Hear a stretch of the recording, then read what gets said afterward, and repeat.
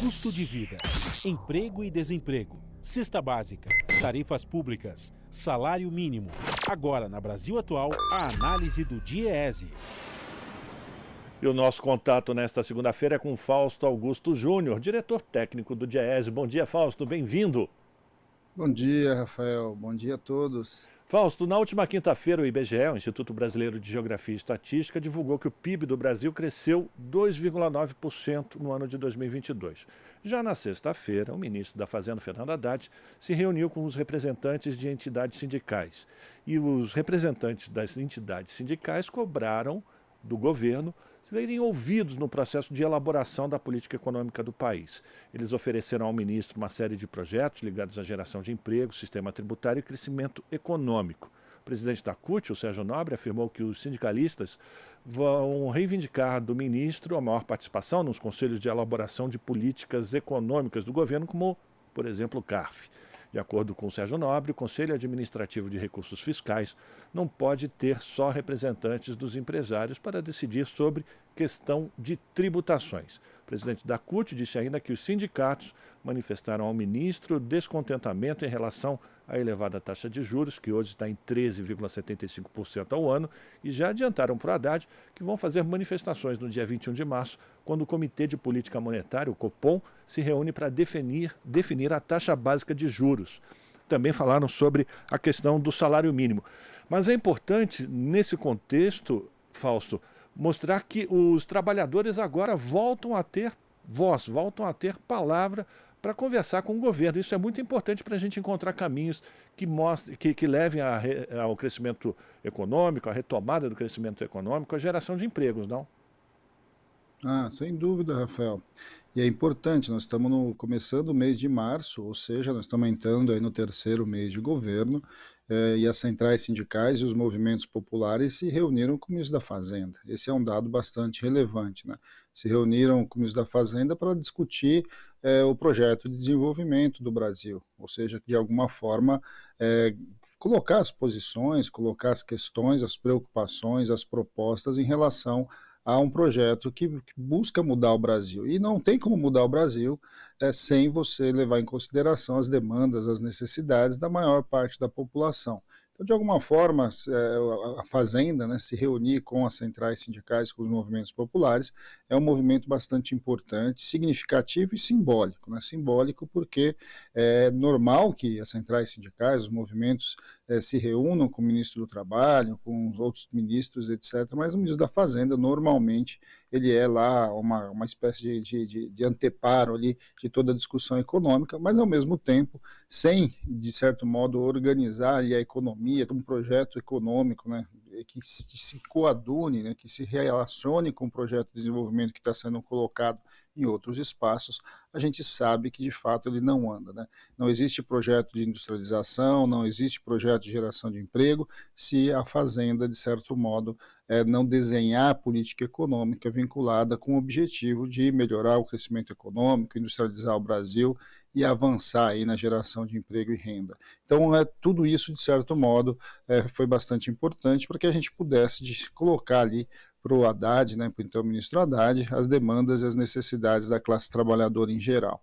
Acho que um dado também importante ali, Rafael, foi o debate sobre o CARF, uma vez que é fundamental que esse conselho, que é uma espécie de um conselho tributário, onde as demandas tributárias são discutidas e que está sendo objeto de discussão no Congresso Nacional por meio da medida provisória, precisa restabelecer o tal chamado voto de qualidade, e esse voto de qualidade de desempate, né, tem que ser para o governo, mas não só isso, né, é importante que você reorganize esse conselho e que nesse conselho passe compor a sociedade. Não é possível que num conselho onde 90% das demandas são demandas da sociedade em geral, ou seja, são demandas, inclusive, da maior parte de pessoas físicas, não tenha ali membros da classe trabalhadora. Na verdade, tem só numa Câmara aí em torno de 6 membros, num conselho que tem quase 200 pessoas, e que a grande parte desse conselho seja empresários. É importante também que a gente recoloque o debate para o conjunto da sociedade, afinal de contas, o papel da tributação, o papel da fiscalização da tributação, o papel da arrecadação, como a base de entrada e a base de financiamento do conjunto das políticas públicas. Quando falta recursos para a saúde, quando falta recursos para a educação, a gente está falando de recursos que deveriam ter entrado e muitas vezes não entram, inclusive por subterfúgios aí de grandes empresas, grandes corporações. Só para você ter uma ideia, Rafael, no CARF hoje tramita mais de R$ 1 trilhão em demandas ali de questionamentos tributários. E aí, tendo empate, até então no governo passado, o crédito era para a empresa. Com a medida provisória, volta para ser para governo. Lembrando que governo, uma vez que foi definido no CARF a demanda, não tem mais direito de recorrer na justiça. E o contrário, quando a empresa perde no CARF, ela ainda pode recorrer na justiça. Enfim, esse foi um dos debates que aconteceram na sexta-feira, mas foi bastante importante centrais sindicais e movimentos populares se reunirem com o ministro da Fazenda. E já no próximo dia 21, como informou o Sérgio Nobre, os trabalhadores vão se manifestar contra a manutenção dessa taxa básica de juros de 13,75% ao ano. Com essa mobilização, que partiu inclusive do presidente da República, você acha que o Copom vai começar a indicar um processo de reversão dessa alta da taxa básica de juros? Fausto, como é que você avalia a próxima reunião do Copom? Então, Rafael, a gente precisa fazer um grande debate aí sobre a questão das taxas de juros, né? O Brasil cresceu aí, como foi falado, como foi anunciado na quinta-feira, né? 2,9%, mas o Brasil ficou em 28º em crescimento econômico no 2022, comparando com os demais países do globo ali, numa lista de 50 países, nós ficamos na metade para baixo, né? O Brasil também está crescendo menos que o mundo. Ou seja, nós sabemos, né, todos os dados já indicam que o nosso problema de inflação não é um problema de inflação de demanda, ou seja, o Brasil não está crescendo e por isso está subindo a inflação. O Brasil vive um problema sério de inflação de oferta, ou seja, a questão do preço do combustível, o preço dos alimentos, os preços internacionais em especial, muito causados pela pandemia e pela guerra da Ucrânia, estão jogando os preços para cima. Ou seja, o nosso problema é um problema que passa, na verdade, pelo cenário que nós estamos vivendo.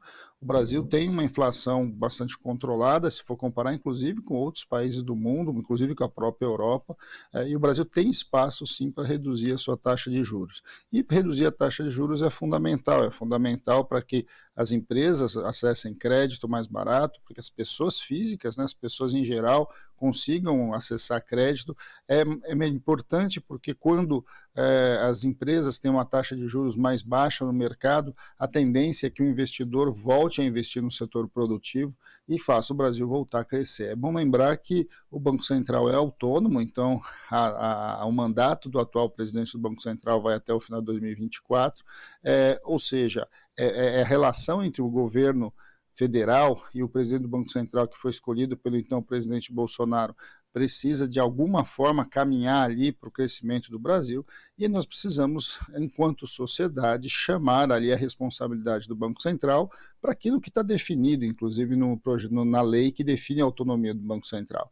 Não é só a inflação a discussão que o Banco Central precisa se preocupar, o Banco Central precisa se preocupar com o crescimento econômico e com a geração de emprego e renda. Isso está no artigo 1º da lei que criou a autonomia do Banco Central. É importante, então, que o Copom e depois o Conselho Monetário Nacional façam uma discussão significativa sobre quais são os parâmetros que o Brasil precisa se organizar para definir a sua taxa de juros. Mais importante até do que a definição da taxa de juros é a sinalização para o mercado e sinalização para a sociedade em geral, que a partir de agora, Banco Central e o governo, em especial a equipe econômica, vão estar monitorando, vão ter como referências da definição da meta e da taxa de juros a questão do crescimento econômico e da geração de emprego e renda. De alguma forma, nós precisamos fazer esse debate com a sociedade, um debate que muitas vezes a sociedade não entende muito bem, porque dá a impressão que juros nós estamos falando somente ali do crédito, né, do cartão de crédito, do cheque especial, do crediário, mas na verdade a taxa de juros ela é um preço significativo da economia e ela interfere nas decisões econômicas do mercado como um todo e do investimento, que é algo fundamental para que o Brasil volte a crescer. Então, olhando para esse cenário, nós precisamos sim pressionar o Banco Central, pressionar o próprio governo, para que a gente estabeleça novos parâmetros de definição dessa taxa, que de alguma forma pode ou não indicar uma mudança significativa para onde vai a nossa economia. A gente está conversando com o Fausto Augusto Júnior, que é diretor técnico do DIEESE. Para a gente terminar, Fausto, vamos falar também de uma outra reivindicação dos trabalhadores na reunião que foi feita na última sexta-feira com o ministro da Fazenda, Fernando Haddad, que é o aumento do salário mínimo. O presidente Lula colocou em R$ 1.320, fixou em R$ 1.320 o valor do mínimo, mas os sindicatos reivindicam um valor maior, né, a construção de uma política de valorização do salário mínimo para os próximos anos.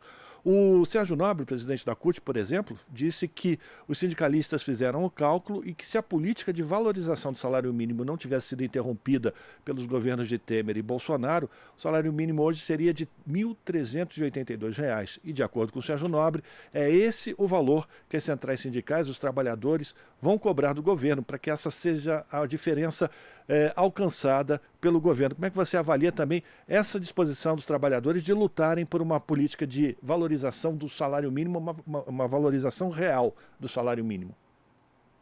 Então, Rafael, cumprido o acordo, né, que houve entre o ministro do Trabalho e as centrais sindicais e o presidente da República, já foi editado o decreto que instala aí o grupo de trabalho para negociação sobre o futuro do salário mínimo.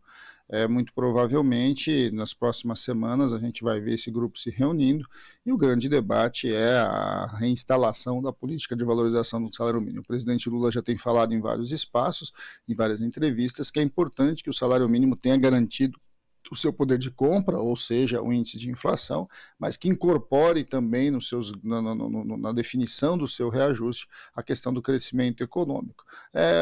Muito provavelmente o que a gente caminha é para um reolhar ali da política anterior, que foi suspensa pelo governo Bolsonaro, que é a política que é a garantia do INPC, ou seja, da inflação, mais o PIB da economia. Definir de quanto e quando, né, em que momento que esse PIB vai ser colocado, eu acho que é uma discussão bastante significativa.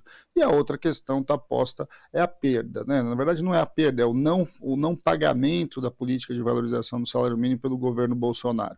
Isso dá cerca de 6%, né? Ou seja, o salário mínimo deveria estar em torno de 1.380 e ele foi anunciado agora para maio 1.320.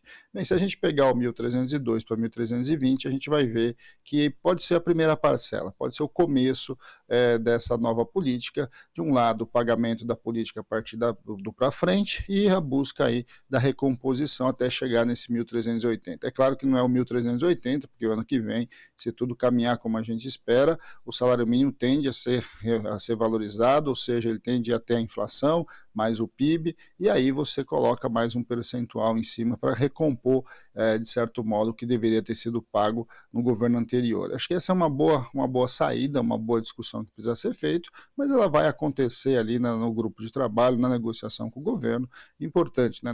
Por que foi importante essa discussão, inclusive com o ministro da Fazenda? Porque no grupo de trabalho está lá a Fazenda, está lá o planejamento, a gente precisa fazer essa discussão do ponto de vista estrutural e como o salário mínimo impacta a vida das pessoas, melhora a economia, avança aí na distribuição de renda, e esse é um indicativo importante para a melhoria aí do consumo, para puxar a economia para frente, para sinalizar que o Brasil está entrando numa outra fase e que a questão do crescimento econômico passa inevitavelmente pelo debate do desenvolvimento social.